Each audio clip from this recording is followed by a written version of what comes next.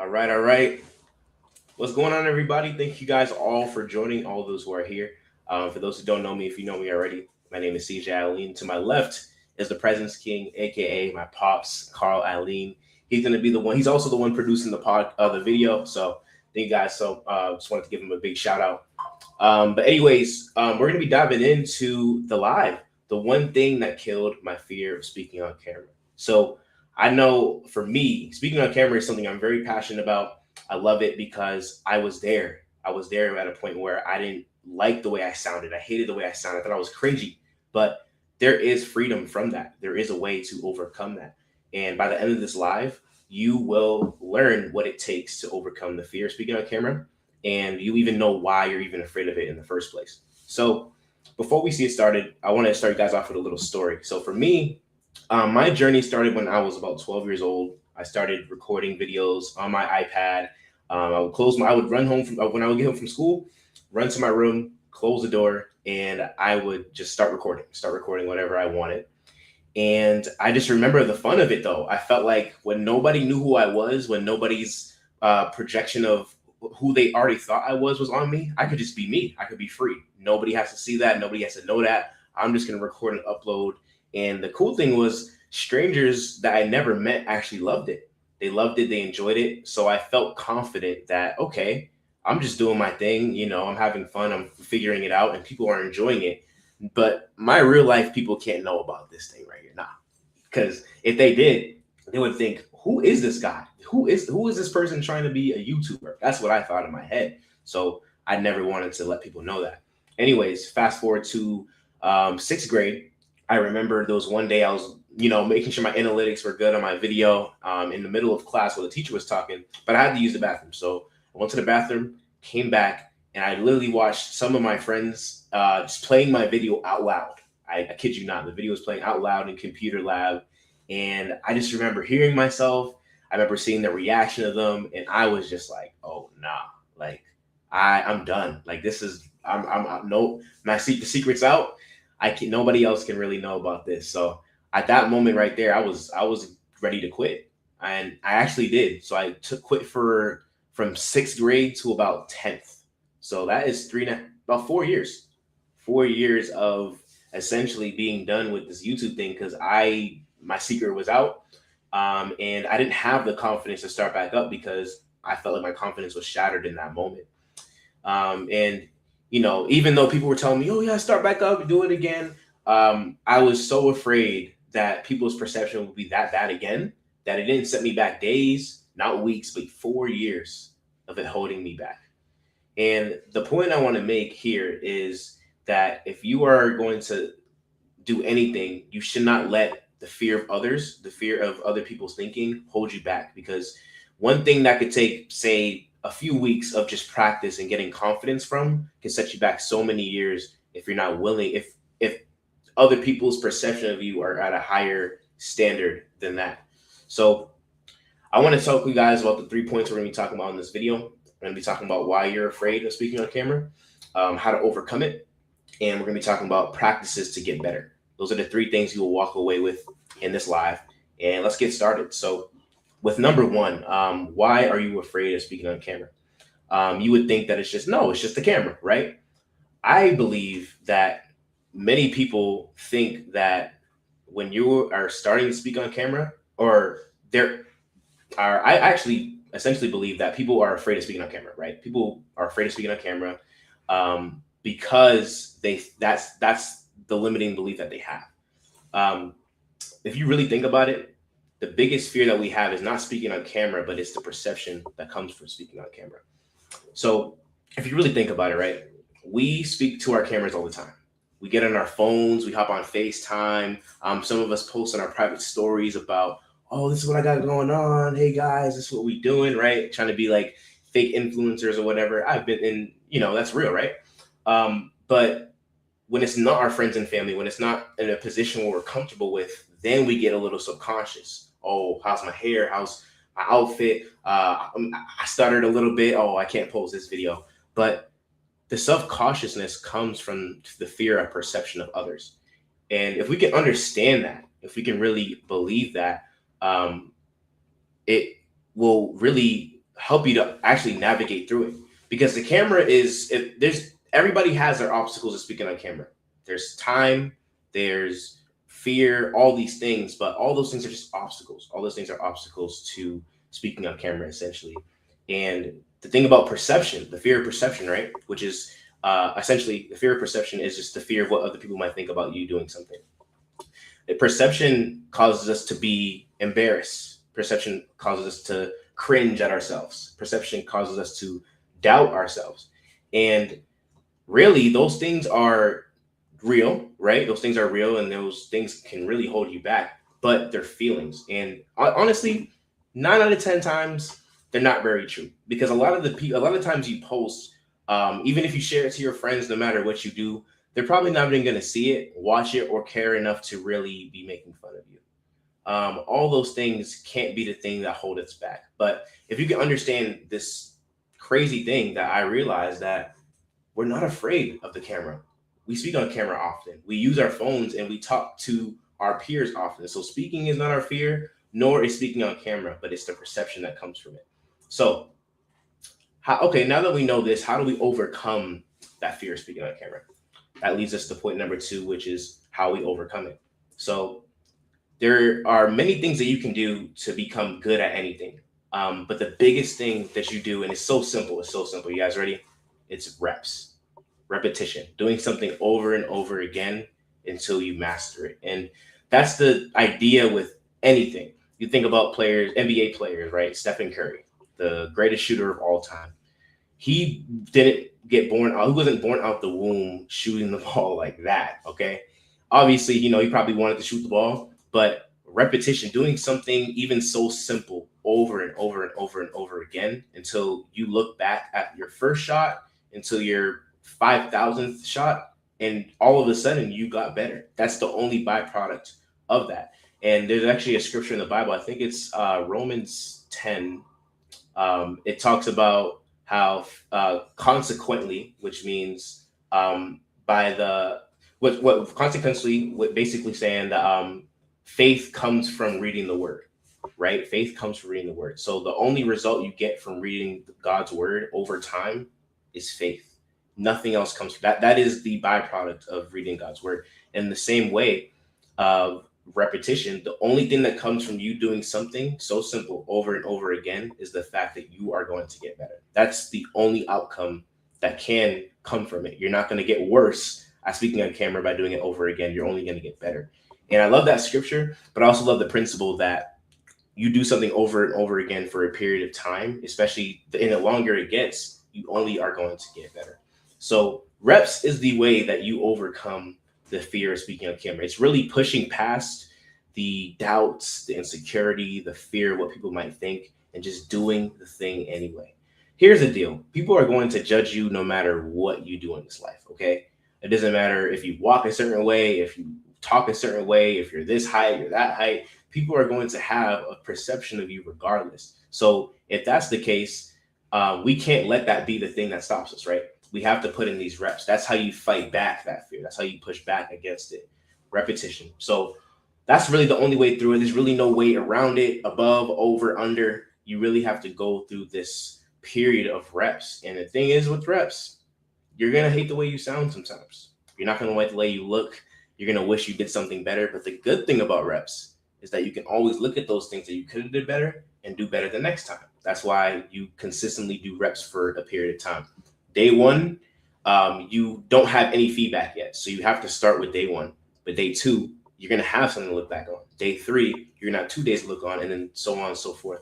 So that's really the biggest point I wanted to emphasize, that, you have to put in these reps. And through reps, once again, we're going to face a lot of embarrassment as well. And unfortunately, but fortunately, embarrassment is the price you have to pay in order to really see success or really put yourself out there. That's the cost of it, unfortunately. But fortunately, the result of that is you're going to get better, you're going to improve, and you're going to become more confident at speaking on camera. That's the best thing I can tell you. Simply put it, is you can try to fake the funk all you want, but that's the one stage you're going to have to face in order to really see progression. So I Also, at the end of this video, when we do Q&A, I want to show you guys my first video because my first video was terrible. Okay, it was terrible, and I'm not speaking from someone that, like, you see me now. I was not always this way. So just wanted to put that little plug. But one thing too, I also want to mention is practices. This is going to be point number 3, and this is practicing. So this is ways you can practice at getting better at speaking on camera, because yeah, speaking on camera is, once again, it's challenging. Speaking on camera is challenging because of all these feelings that come our way. But I'm just going to show you guys how you guys can implement some practices. So one way you can improve is making eye contact with the lens. Okay, so every camera, obviously, whether it's my computer, your phone, has a lens. You want to make sure you practice looking in the lens when you're talking. It helps people to feel like, oh, he's talking to me. Oh, he's making eye contact with me. He's talking to me. You know what I mean? Number 2, slow down. Slowing down allows you to really capture your thoughts, center back, and really focus on the topic. You see how I kind of slowed down a little bit, but it's super helpful. Sometimes when you slow down, right? People aren't thinking, dang, like, he's talking so slow. I mean, feel free if you want to speed up this live if I'm talking too slow. But talking slow helps you gather your thoughts. Talking slow helps you to not rush or not miss anything. And it also helps your words to be super clear. So slowing down and not rushing is one way you can improve. Another thing I love to do personally is scripting. Now, some people script word for word. Some people script every single word that they say. But for me, let me show you guys even an example. I scripted, oh, I think my brightness is too bright. But I just scripted everything in bullet points, right? I have everything in bullet points that I really wanted to hit on. I have, and you will as well, have expertise in what you're talking about. So anything you talk about, you'll have expertise in. You know what you're talking about, so you don't have to worry about not being able to elaborate off a point. But points help you to know where you are in the lesson. Like right now, we're on point number 3, and I know that, so I can expand. But anytime I need to get back to the point, I'm gonna look back. Oh, I'm on point number 3, and I can focus back on where I was. And number 4, another thing I want to say is stop restarting yourself.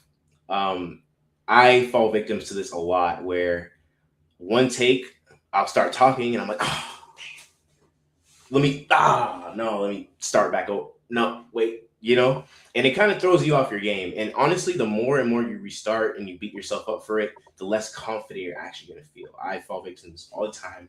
If I can show you guys my takes and my videos, I'll be talking and then I stutter and I want to redo it. And I'm like, oh my gosh, again, like I messed up again. Yeah. So I do that. It's life. Everybody does it at some point in their career. But it's important that these practices help you to not just become more confident, but just have grace on yourself, right? Like you're not going to be as confident as you will be in the future on day 1. And like I said earlier, progression and reps are the result of those things is confidence. The result of those things is like the freedom from embarrassment, right? So those are some of my favorite practices that I do, even on a day-to-day, honestly. Like there are times where I stutter. I'm not the perfect speaker, right? But those things help me to stay grounded. Those things help me to get back up and continue to put back out good content, right? And, it's a process. Everything's a process. So make sure you guys give yourself some grace. Shout out to Teresa, my mom. I came on a little late. Repeat my points. Oh, so the 3 points I talked about today were why you're afraid of what people think about. Number 2 was how to overcome it. And then number 3 was the practices that you can take to overcome the fear of speaking on camera. So anytime you can go back, I'm also going to provide my notes in this video so that you guys can look at my notes and know what I talked about in the video. But I really wanted to close, and also we'll have Q&A. I wanted to close just with this thought. Every day that you delay speaking on camera, every day that you postpone these reps, every day that you postpone getting in front of the camera and speaking, it's a cost. It costs you something. And every year, every day turns into weeks, and every week turns into years, and every year turns into, oh my gosh, seasons, right? And those things will set you back so much further. Like I said in my story, I literally waited 4 years to get back in front of the camera because of how embarrassed I was in that moment. If I let that embarrassment sit in for any longer, I probably would have never got back, right? But I had to fight that embarrassment, fight that fear with reps, with practice, with desire. I knew that the outcome I desired of becoming a better speaker on camera and putting content out there had to weigh more than my fear of what people thought about me. If any of those, if you'll realize that we live underneath the fear of people sometimes. Sometimes it's an unequal scale. Sometimes we allow the fear of what people think about us overcome our desire to actually get better. But the truth is, people are going to have perceptions anyway. And if people are going to have perceptions anyway, you might as well give them a reason to have a perception in the first place. No matter what they think, no matter what they say, you know what you desire, you know the outcome you want to have, and people need to hear you. You have a message out there that people need to hear. You have a personality that people need to receive, and you have this light that God has given us that He wants us to not just steward, but give to others and bless other people with. So this is pretty much my live. This is what I wanted to talk about. I wanted to open up the room just for any questions. If anybody had anything that they wanted to ask, or also, Dad, if you want to come up and if you had any questions for me as well, feel free. But I just wanted to leave this up for a Q&A. I hope this is helpful for y'all too.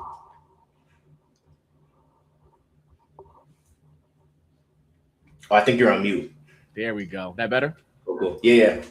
Cool. CJ, this is great. Thank you for this live. This is so helpful, and this is something that we have to constantly come back to. It's interesting. I had a class earlier today.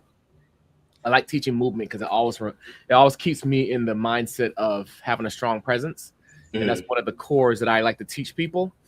And one thing I realize is that we're always going to have to go back to the basics.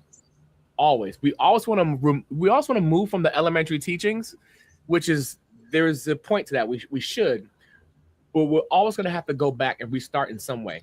I'm also reading this book called Tiny Habits, and it reminds me of that. And so camera confidence isn't something to be ashamed. I mean, camera fear isn't something to be ashamed of.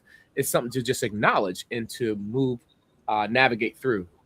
I'm not going to say move on from, but navigate through. So that's the word. Mm-hmm.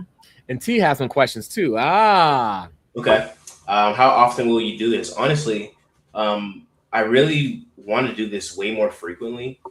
This is the first live stream speaking of putting what you're saying into practice. This is the first stream I've done in I want to say a year and some change. I used to go live. I went live on my gaming channel for years, right? Years and years and years. And I think even still to this day, I still have these nerves oh my gosh, I'm going live in 1 minute. What? You know what I mean? But once again, I don't have to be a prisoner to these things, right? We can keep going. We can keep navigating through these moments. But anyways, to answer your question, as often as would be beneficial. I want to start going live weekly at minimum. I want to go live weekly at minimum. But if it would bless people even to go daily or whatever, I want to figure out something. But at the very least, you can expect weekly. Definitely want to continue to up these for sure. Whatever people need. Right. Of course, it always depends on time and schedule, right? Yeah, 100%. Before I go put the cart before the horse, I'll say that. And then she says, "What will you teach next?" Good question. The next topic I wanted to teach on was for one, I wanted to get some feedback just on if this is helpful, A, but also B, what people want to talk about, because I think on these lives, my goal is to target the pain points of the people. I can speak on a lot of things I learned, and I would love to, especially in podcast style. But as far as these lives, I just love to speak on just pain points that people have. So if you have anything, Mom, just feel free to let me know in the comments. I'll definitely write them down. Mm-hmm. Love it. And here's some common questions that come. Here's one question. Why do I feel confident with clients but awkward on camera? Why do I feel confident with clients but awkward on camera? That's a great question. Mm, I feel like, it is. yeah, I feel like with that one, the thing about so the one thing about speaking on camera, I also should mention, is when you speak on camera, it almost feels like another eye is watching you. And until you get those reps in, it's gonna feel like almost like it's gonna make you question your work. Almost like when you're driving, right? And you have someone in the passenger seat kind of telling you how to drive. It kind of makes you like, did I do that? Like, am I doing this wrong? What's going on? It's almost like it takes you off the focus of your actual work. So you know your body of work, you know what you provide, probably have a relationship with your client. But when that extra camera eye is watching you, it almost feels like, oh, like, yeah, the offer is you start looking away and it kind of takes your focus off. But the more you get used to speaking on camera, because it's a skill, right? It's a practice and a skill. The more Right. you continue to speak on camera, the camera will just be another fly on the wall watching it, and it's capturing this interaction, right? It's not a camera watching you. You're not speaking bad on camera. You're doing your thing.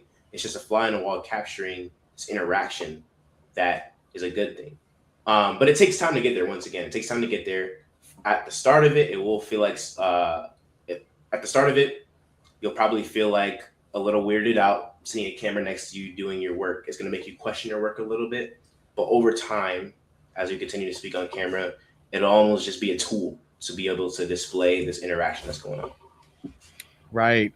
I love when you said it'll be a tool. There are things that I find in my practice. There are things that we do that we make it a bigger deal than it really is. And so when Yeah, you said it's a tool, that's a big deal. Like I think about performing because my background's a performing artist. Performing is a tool. When I go out and execute something, it's a tool that I use to get something across, to communicate something. mm, So when I think about that, camera, being on camera, camera confidence, it's a tool that you use to help someone to get to the next stage in their wherever they're at in their journey. exactly. So I love that. I love that So word facts. you use. It's a tool. Yeah. So You keep it facts. that simple, it makes it easier and more doable. Yeah, yeah, for real. Because at first, like, I'll even take it a step further. Even at first, it feels like you're next to a driver instructor. Like you know how to drive, but then that driver instructor makes you a little anxious about how you're doing it, and like you start Right. questioning yourself and stuttering. And but no, it's not a driver instructor. It's actually a tool. It's a tool to be able to Right. make this. That's true. I love that. Here's another question. Um, how do I talk about my business without sounding salesy? Uh-huh. How do I Good talk one. about my business? That's a good question. Without From my sounding experience, salesy. I think my best experience with sales, especially like on social media and stuff, is almost to uh, provide it as a service, and that's all a business is, right? It's a service, but instead of being like, yeah, like for $500 I can like help you. No, instead of that, it's more like, I see that you're posting on content. How's that going for you? What would be the one thing that can improve for you? Oh, your views. Well, with my service, we do done for you media. We do done for you social media, and we put it out for you. And if that would be helpful for you, we'd love to serve you with that. It almost helps people to feel like, oh wow, like I'm the I'm the person doing this thing, but I need like I need something to really take this to the next level, and I really feel like your Right. service can do that. Not, oh, for $500 a month, then I'm gonna, like, you know what I mean? It kind of goes from price to assistance, and that's what people want to feel assisted in seen. They want to feel seen too with what you put out. So that's probably what I would say. I love that. I love that. I like to think about it too as and to add on to what you said, like it's partnership. You're making people feel like you're their partner. You want to partner up with them. So I like when you talked about asking questions and having the dialogue. That's important, and that it's just like a relationship too. You want to get to know people and know where they're at and know how you can help and support them. Yeah, And yeah, honestly, exactly. you know. So I love that. I love that. It's good stuff. Ooh, check this out. Why do I freeze when I try to explain what I do? Hmm. And that's like on camera. Yeah. You know, why do you freeze when you? Hmm. And I try to explain, and even with that too, why do I freeze when you talk about what you do, but also why do people freeze in general too? Because when you're having a conversation on camera, it's like, why do you freeze? It's, Yeah, you know, I think when you are speaking on camera and you get tempted to freeze, yeah. or even at the next level of freezing when explaining what you do, it's not that you forgot what you do. It's not what you forgot how to do what you do. It's not like you forgot how to have a conversation. You took your eyes off what's actually happening, and you're actually having a conversation. You're talking about what you do, but because you're on camera, you think you have to perform. Hmm. I think because we are on camera, you feel like, oh shoot, let me make sure like I'm saying the right words and it sounds perfect. If I edit it into a clip, and like you know what I mean. I do this too, right? I want to have a perfect first take, and then when my first take's not perfect, oh shoot, let me like maybe I should reword that or something. No, but you didn't forget what you do. You might have gotten into performance mode, but I think the more natural you can start speaking on camera, the more natural your video flow will be. To be honest, I really feel like whether that's video or it's just on a Zoom call, you know what you do deep down. You know what you do. Right. But when we start performing, that's when things become a little bit more like not us. It's not. It's less authentic and more like I gotta perfect this for the camera. But the camera, once again, is just capturing the moment. It's not necessarily this thing we have to perform. Worst case scenario, you edit your video and put together your words, but you don't have to worry about saying everything perfect first take because that puts a little bit more pressure on you to a point where you can't focus on the actual interaction. Hmm. I love that. What you said just reminded me of something too. For me, it's funny. I was doing a speech one time, and then a friend of mine gave me great critique, and I love what he said. I love everything of what he said, and I took it to heart, and I took the critique. He said that what he said was I needed to find my voice, Mm, and I found it very interesting because it got me thinking. I need to find my voice, find my voice. I'm like, wait a minute, you have a voice. You've had a voice even when you were a baby. If you really think about it, So for me, I took that and I flipped it. I said, I need to explore my voice. mm, So exploring my voice is a lifelong thing. So whether I'm doing something on camera or whether I'm an old man speaking to my grandkids, I'm exploring.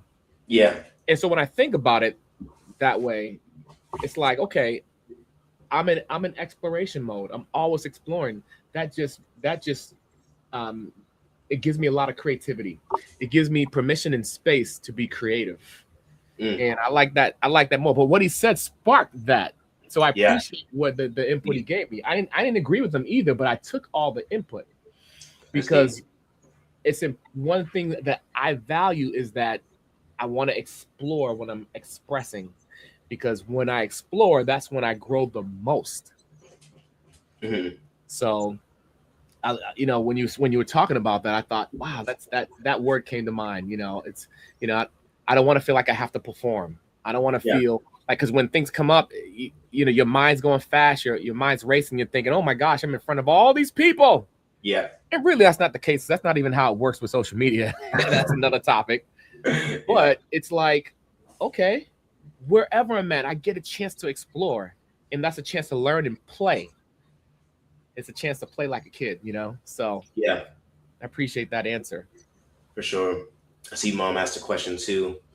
How often should I go back and look at myself, especially when I feel like I messed up? Ah, It's a good question. You know, it kind of. I mean, everybody like has their time. Like some people send their videos off to editors. Some people edit their own videos. But one thing I will say, as far as like improving, at speaking on camera, like especially when you mess up, I think from my experience, what you do when you look back at when you messed up matters because you can look at what you did when you messed up and think, oh, I stuttered too much, or oh my gosh, like why do I keep making that same mistake, or stuff like that. That's a very common issue to man of stuttering and messing up on camera. I think the best thing you can do going forward is figuring out your style of how you either script your videos or speak on your videos. Because if you script your videos, for me, I script my videos line by line so that anytime I'm recording a video, I can 80% of the time do it in one take. So I'll say my first line, I'll pause for a little bit, say my second line. But that way, in the editor, I just take out the dead space instead of having to, okay, so we're gonna, oh, I should've, you know what I mean? I've been there. That's so easy to do that.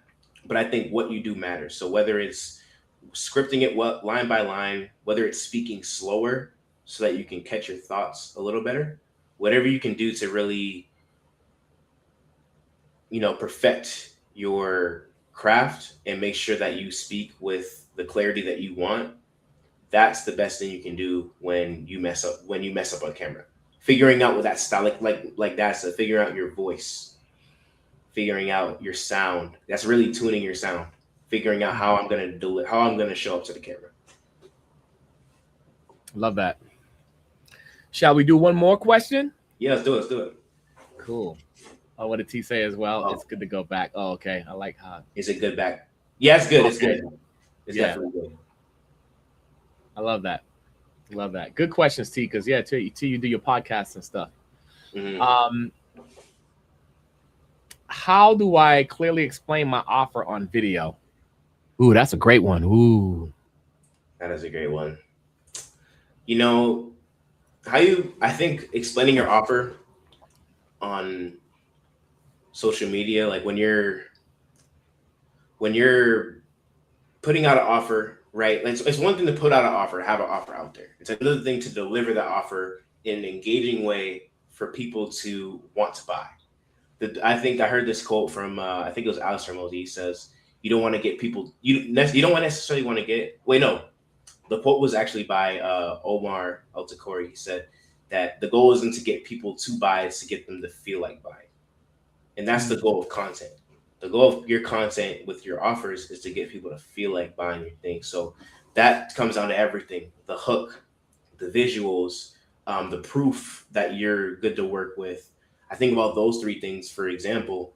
Those things are going to be a reason why I would want to buy from somebody. Why should I buy from you?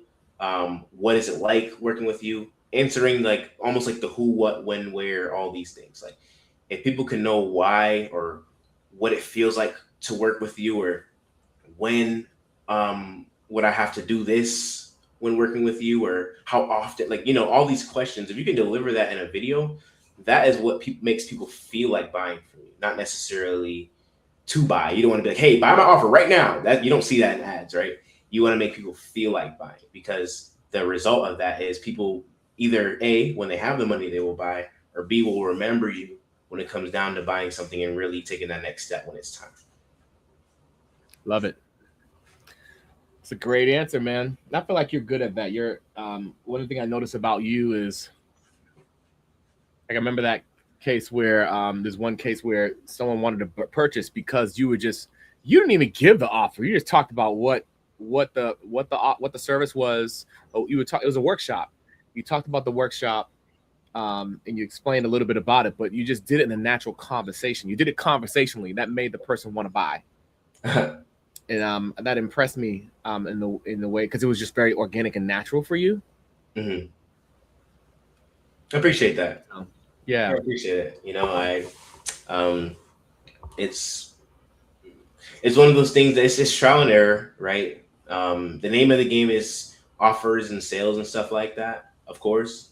But I think if you can get people to really feel like buying from you, no matter how you say it, how you say it obviously can improve over time. Like once again, this right. whole episode, but if you can get people to feel like buying from you, your first sale, for instance, is not going to be as nearly as efficient as when you become an expert at sales, right? When you become an expert at sales, that's a byproduct of you consistently doing something over and over again. And I think over time, you will become a good salesperson by the fact that you keep putting in your reps. But if you can get people to feel like buying from you, that's the best thing you can do. Right on. Well, man, thanks for this session. Man. Speaking of offers, do you have anything to offer? Yes, I do. It's a great question. So For those who are watching, I wanted to offer you guys one of my services. It's called Opus Momentum, and essentially, um, for Opus, if you guys have ever heard of Opus Clip, it turns one of your long form videos into 30 short form content videos. And I use it in my content. It helps me stay consistent. One video, you can sit down once a month, record a long form video.